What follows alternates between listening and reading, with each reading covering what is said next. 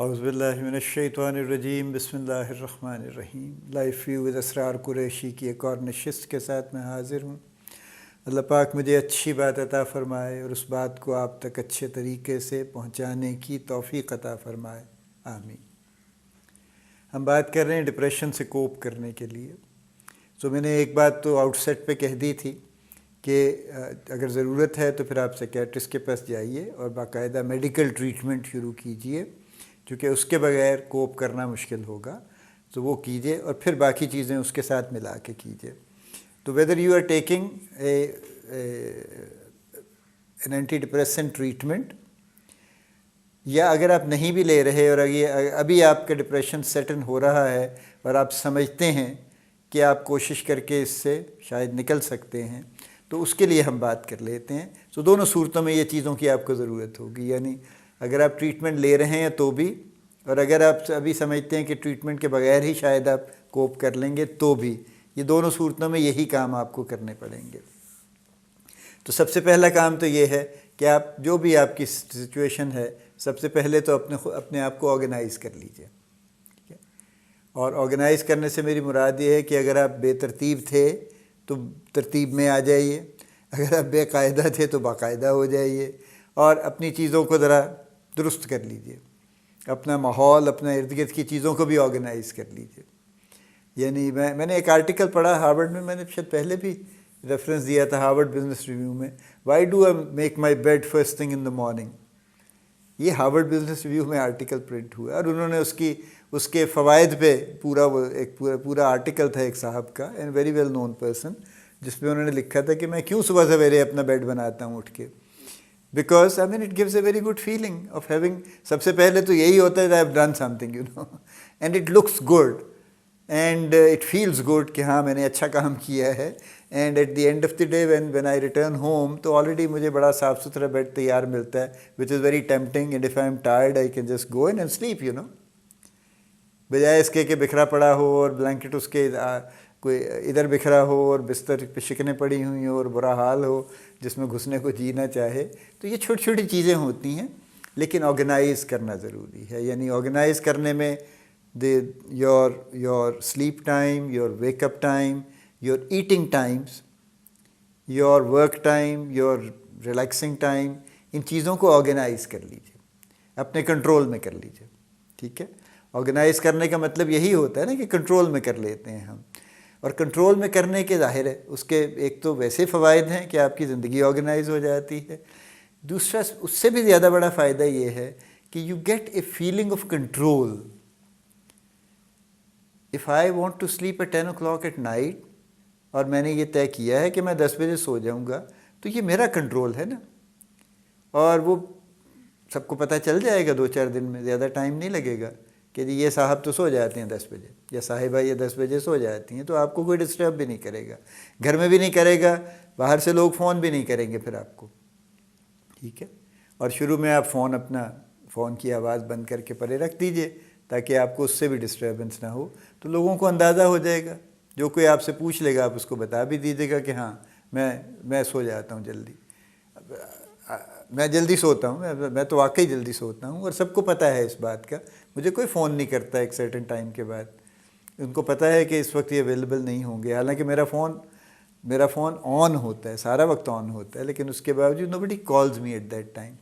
سو organize کرنے سے آپ کی زندگی میں نا کنٹرول جو آتا ہے، وہ آپ کی فیلنگز بھی اچھی ہو جاتی ہیں، that yes I have control on my life. اب اس کو آپ اس سے ریلیٹ کیجئے جو ڈپریشن میں ہیلپ لیسنس کی فیلنگ ہے نا، کہ جی میں تو بالکل کسی قابل نہیں ہوں اور میں کچھ کر نہیں سکتا، میرے اختیار میں کچھ نہیں ہے، تو سب سے پہلے تو یہ اختیار میں آ گیا نا آپ کے،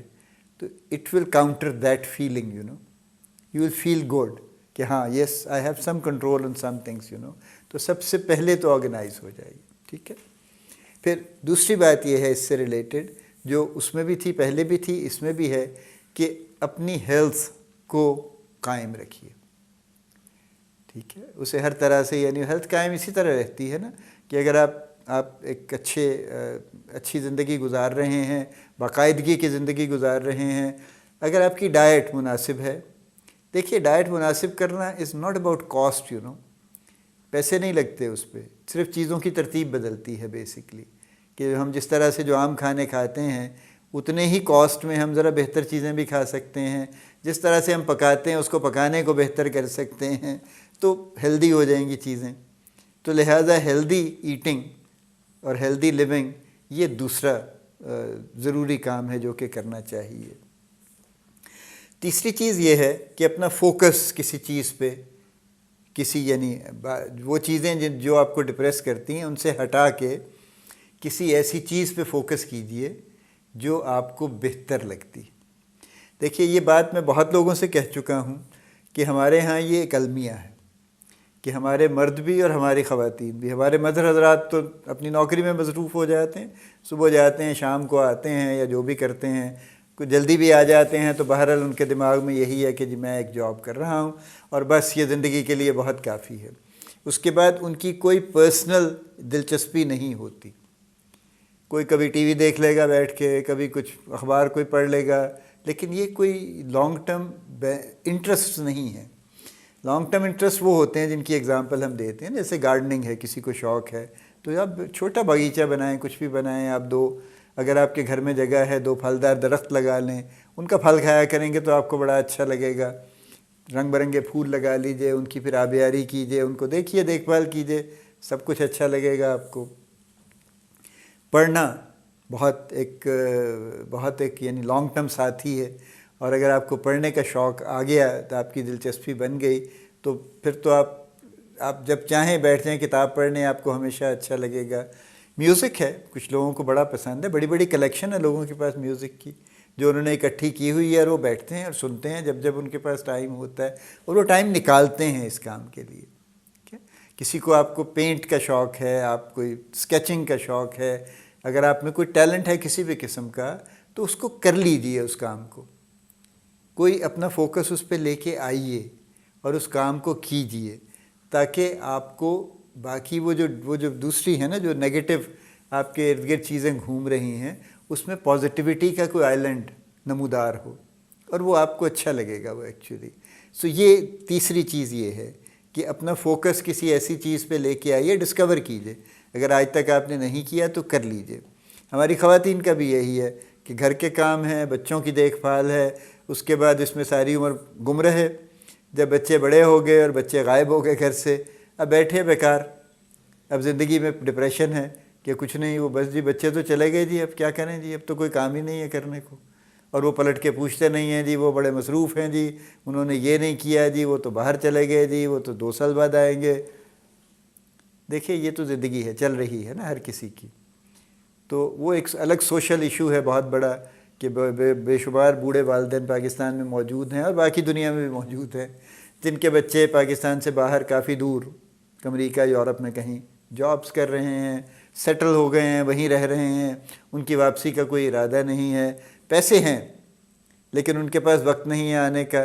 ان بزرگوں کے پاس بھی پیسے ہیں لیکن دیکھ بھال کرنے والا کوئی نہیں ہے، ڈاکٹر کے پاس لے جانے والا کوئی نہیں ہے، وغیرہ وغیرہ، یہ الگ سوشل ایشوز ہیں۔ لیکن میں تو آپ سے بات کر رہا ہوں نا کہ اگر آپ کو لگتا ہے کہ آپ وہ جو ڈپریشن کا شکار ہیں، اپنا فوکس ذرا ڈیولپ کیجئے کسی چیز پہ، کوئی بھی ایسی چیز جو آپ کو اچھی لگتی ہو، ٹھیک ہے، اور